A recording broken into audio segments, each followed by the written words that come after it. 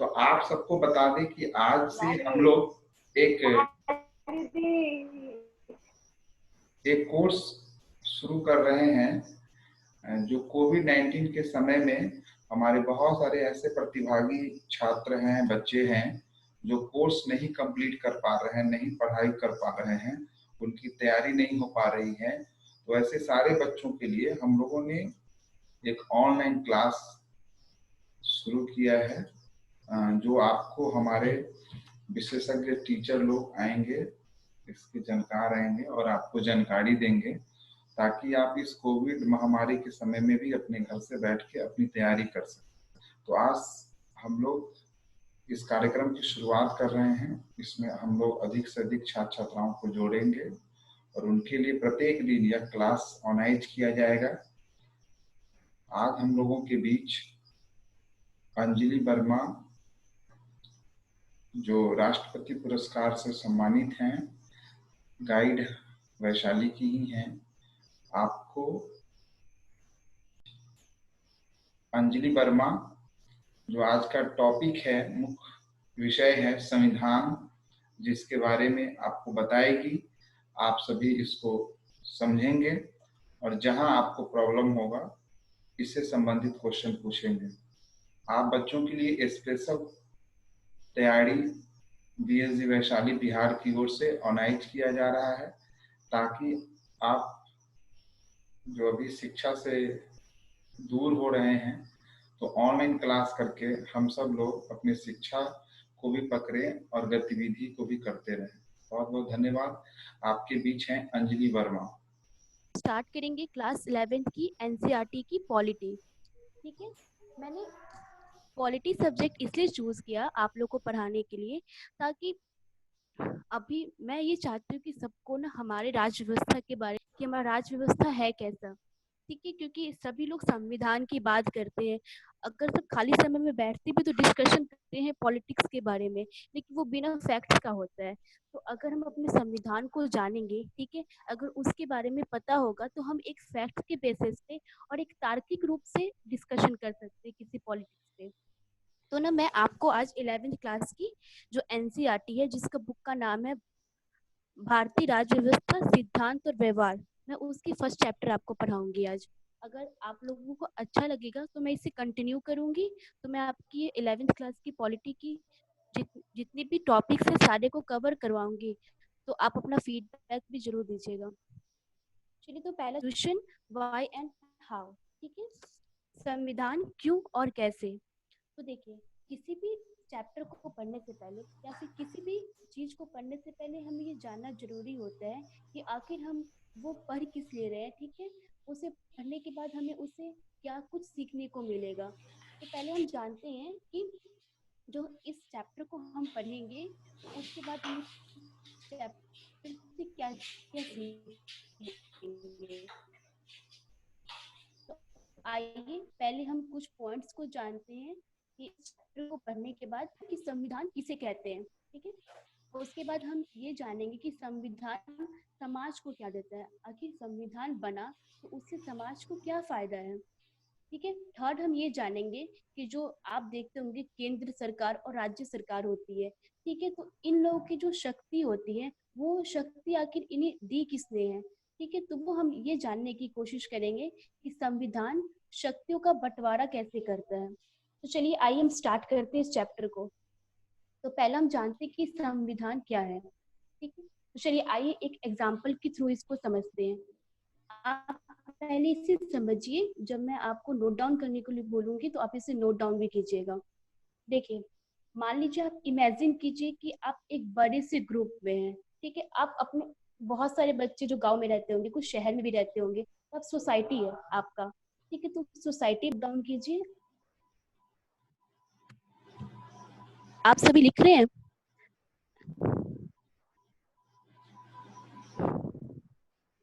Simple भाषा में समझाती हूँ कि देखिए, संविधान जो है वो इसलिए बनाया गया है कि ताकि एक नियम हम लोगों को मिल सके और उस नियम के बेस पे हम लोग कोई भी कार्य का संचालन करें।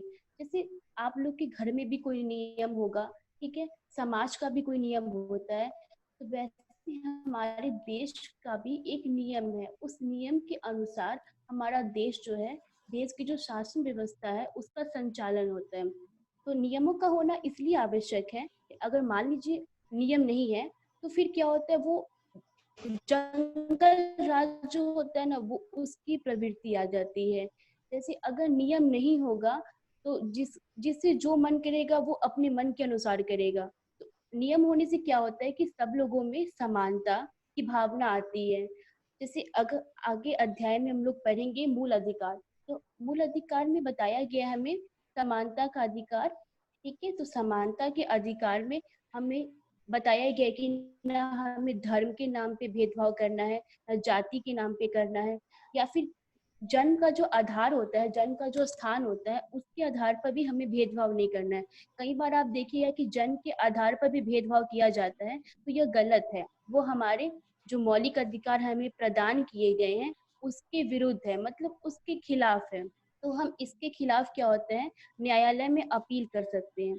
देखिए, नियम जो भी बनाए गए हैं, ठीक है, तो ना उसको लागू कौन करता है, तो एक एक प्रोसेस है पूरा। ठीक है, ये प्रोसेस जो है, अभी हम एक ओवरव्यू ले रहे हैं कि संविधान है क्या। ठीक है, उसके बाद हम इसको पूरे अच्छे तरीके से जानेंगे कि इसके एक एक अनुच्छेद के बारे में जानेंगे कि इसमें जो भी अलग अलग अनुच्छेद दिए हुए हैं उनमें अलग अलग जो प्रावधान है कि कैसे हमारा समाज चलता है, नागरिकों को कौन से अधिकार प्राप्त है। ठीक है, राज्य को क्या करना चाहिए, जैसे प्रधानमंत्री का क्या कार्य है, राष्ट्रपति का क्या कार्य है, कोई किसी के कार्य में हस्तक्षेप नहीं कर सकता। अगर मान लीजिए आपका जो अधिकार आपको मिला हुआ है उसका कोई हनन करता है, मान लीजिए कि आप, क्योंकि ये आपका मूल अधिकार है, तो इसी कारण से हमें अधिकार प्रदान किए गए। और ये हम कब तक नहीं जानेंगे, जब तक हम इस चीज को नहीं जान जाते कि आखिर प्रावधान क्या क्या किया गया है हमारे संविधान में। तो अभी तो एक हम ऊपर से जो होती है ना कि खाका तैयार होना। ठीक है, देखिए पॉलिटी जो है, अभी आप लोग मेरे ख्याल से अगर आप जनरल कंपटीशन की प्रिपरेशन करते हैं तो उसमें भी पॉलिटी का बहुत बड़ा रोल होगा, क्योंकि पीटी की एग्जाम पीएससी करना है, बीपीएससी या पीसीएस, कोई भी स्टेट पीसीएस की एग्जाम देनी है, तो उसमें भी पॉलिटी का एक बहुत बड़ा योगदान होता है। आखिर आप जिस पोस्ट पे जाना चाहेंगे, जब तक आज में है, उन्हें भी कैसे मुख्य धारा से जोड़ सकते हैं। तो अगर जब आप ये पढ़िएगा, ये सिद्धांत को जानिएगा, इस बुक का कुछ चैप्टर्स के नाम लिखवाती हूँ, ऐसे आप लोग ना घर पे भी जब मैं जो पढ़ाऊंगी उससे पहले आप लोग रीड करके आइएगा, तो पढ़ने में ज्यादा अच्छा रहेगा। Yes ma'am. चलिए आप लोग लिखिए, पहला लिखिए कि पहले चैप्टर में लिखिए संविधान क्यों और कैसे।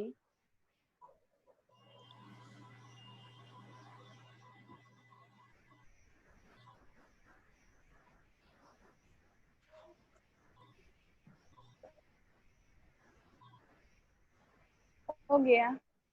हो गया। सेकंड में लिखिए मौलिक अधिकार।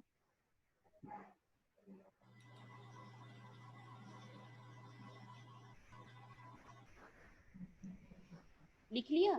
थर्ड में लिखिए नीति निर्देशक तत्व। फिर से बोलिए तो मैं। इसको बोलते हैं राज्य के नीति निर्देशक तत्व, इसको हम डीपीएसपी भी बोलते हैं शॉर्ट फॉर्म में।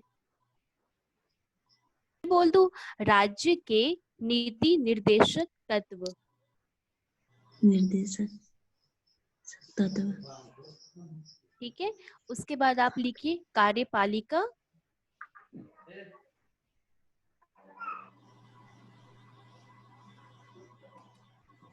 हो गया। ठीक है, विधायिका।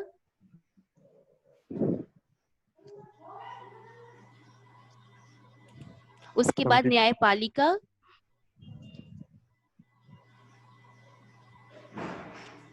उसके बाद आप लिखिए स्थानीय शासन। लिख लिया सबने? स्थानीय शासन। देखिए प्रावधान है, तो ना हम कल से क्या करेंगे कि ना हम पहला चैप्टर जो है संविधान क्यों और कैसे, उसका ओवरव्यू लेके उसके बाद कल ही हम फंडामेंटल राइट्स पढ़ लेंगे। फंडामेंटल राइट्स मतलब मौलिक अधिकार। देखिए, मौलिक अधिकार को पढ़ने के बाद आप जान सकिएगा कि आपके पास क्या क्या अधिकार है, ठीक है। और जब आप ये जान सकिए कि आपके पास क्या क्या अधिकार है, तो आप जाहिर सी बात है कि जो भी हमारी सरकार जो भी योजनाएं लाती है, ठीक है, तो उसका उसका आप एक्चुअल मीनिंग जान पाइए कि अच्छा वो क्यों ला रही है, ठीक है। आप सभी चीजों में ना एक फैक्ट्स ढूंढने लगेगा कि अच्छा चलो इसलिए ये नियम आ रहा है, ठीक है, इसलिए कानून लाया जा रहा है ताकि इससे इस जो वर्ग है, वंचित वर्ग, उनको ये सुविधा मिल सके, ठीक है। आ रही समझ में? शेड एक आर्टिकल में उसका वर्णन है, ठीक है। तो आप ये जान सकिएगा कि जो नीतीश कुमार ने जिस बेस पे, जिसको आधार मान के शराबबंदी करवाई थी, वो आधार क्या है। तो आप सब चीज के पीछे ना एक तर्क जान पाइएगा कि अगर ये चीज हो रहा है तो इसके पीछे का तर्क क्या है। जो जब आप तर्क जानने लगेंगे तो उससे क्या होगा कि आपकी समझ बढ़ेगी और आपका विकास होगा। तो इसलिए इम्पोर्टेंट रखता है। और जो बच्चों ने कहा कि जो बच्चे यूपीएससी का प्रिपरेशन करना चाहते हैं उनके लिए तो पॉलिटी समझिए तो बहुत बड़ा ही रोल निभाएगा, क्योंकि अगर आप एक यूपीएससी में ऑप्शनल सब्जेक्ट होता है जो कि 500 मार्क्स का होता है, तो उसमें आप ऑप्शनल में पॉलिटिकल साइंस कितने दिनों में बना, कितना टाइम लगा संविधान बनने में, किसी को पता है इसका आंसर? मैम एक और कुछ दो महीने लगे। साल हाँ, वेरी गुड, 18 ठीक है। जी। तो देखो, इसलिए हमारा जो भारत का ही संविधान ऐसा है जिसको बनने में इतना टाइम लगा, ठीक है। तो हम इसमें ये भी जानेंगे कि आखिर हमारा जो भारतीय संविधान है उसकी विशेषताओं को जानेंगे कि उसकी विशेषताएं क्या है, ठीक है। फर्स्ट चैप्टर में हम ये जानेंगे। उसके बाद सेकंड चैप्टर में हम देखेंगे कि मौलिक अधिकार क्या है। तो मौलिक अधिकार में हम ये जानेंगे कि हमारे अधिकार क्या है, और हमें जो भी अधिकार मिले हैं वो ये नहीं कि वो मतलब कि आपको निरपेक्ष मिला हुआ है, ठीक है। जैसे आपको स्वतंत्रता का अधिकार है, मतलब बोलने का अधिकार है, तो इसका मतलब ये नहीं है कि आप कुछ भी बोलते चले जाइएगा।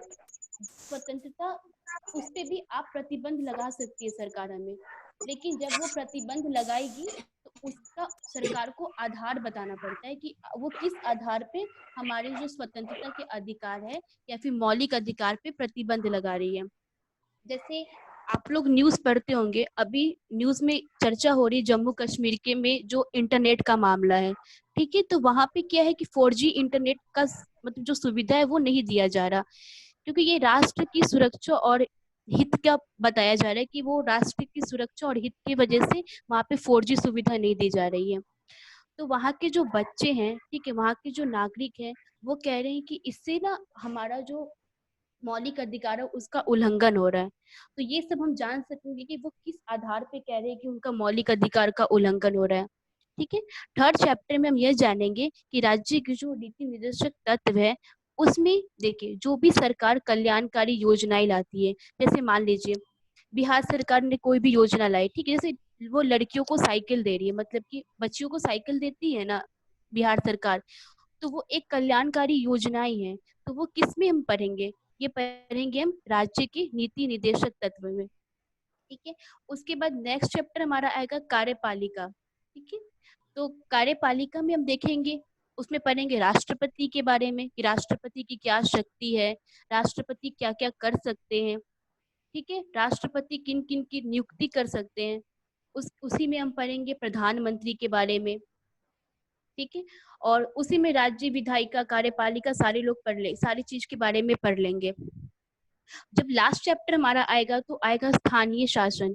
तो स्थानीय शासन में जो आप लोग देखिए, जैसे जो गांव में रहते हैं वो पंचायत जानते होंगे, ठीक है, जो शहर में रहते होंगे वो नगर निगम ये सब जानते होंगे, तो उनके बारे में पढ़ेंगे कि उनका काम क्या है। तब आप मतलब एनालाइज कर पाओगे, विश्लेषण कर पाओगे कि हाँ सरकार आखिर काम कैसे करती है। तो ये हमारा ओवरव्यू था, ठीक है, जो भी हम आगे पढ़ाई करेंगे। तो अब हम कल से स्टार्ट करेंगे फर्स्ट चैप्टर से। तो आप लोग अपने फोन में एनसीईआरटी प्ले स्टोर से डाउनलोड कर लीजिए, ठीक है। उसमें ना क्लास 11th की बुक है, मतलब सारी बुक मिल जाएंगे आपको, लेकिन आप लोग क्लास 11th की जो बुक है उसका फर्स्ट चैप्टर पढ़ के आइएगा। तो कल हम लोग इस पे मतलब मैं आपको पढ़ाऊंगी, तो ऐसे आपको जो भी डाउट्स होगा, जो भी क्वेश्चन होंगे वो मुझसे पूछोगे तो मैं आपको बता सकती हूँ, और आपको समझ भी आएगा अगर पहले से पढ़ के आओगे तो। आई बात सबको समझ में? कर रहे हैं ताकि आप हर सब्जेक्ट में अव्वल ला सकें। क्योंकि अभी कोविड के समय में सारे हमारे बच्चे जितने भी हैं वो घर पे ही हैं, आपकी तैयारी नहीं हो पा रही है, आप अच्छे ढंग से पढ़ाई नहीं कर पा रहे हैं, आप जो सोच रहे हैं उसका जवाब देने वाला भी कोई नहीं है, क्योंकि ज्यादातर क्वेश्चन जब बच्चों के मन में आता है तो उसका जवाब कोई टीचर ही देते हैं।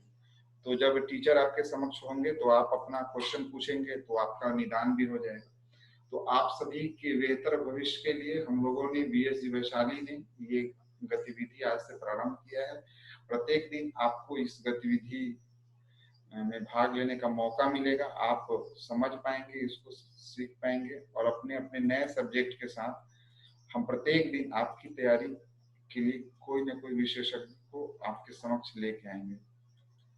तो और किन्हीं को कुछ पूछना है तो आप पूछ सकते हैं।